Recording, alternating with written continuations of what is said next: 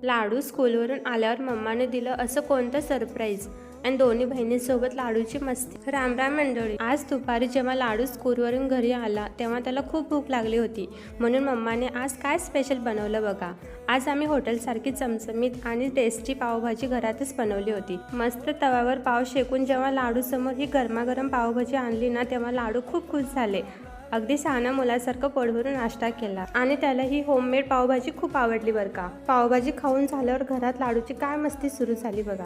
आज लाडू त्याच्या दोन्ही बहिणींसोबत खेळण्यात एवढं दंग झालं ना, तिघजण मिळून किती छान खेळतात, इकडे तिकडे पळापळी कसं चालू आहे तिघांची पण मस्ती। लाडू त्याच्या दोन्ही बहिणीचा खूप लाडका आहे आणि त्यांच्यासोबत असताना त्याचा हॅपीनेस बघण्यासारखा असतो।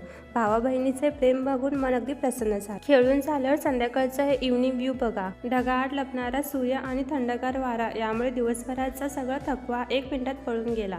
निसर्गाचे रूप खरोखरच मनाला शांतता देणारा होतं। तुम्हाला घरात बनवलेली पावभाजी आवडते की हॉटेलमधली? कमेंटमध्ये नक्की सांगा।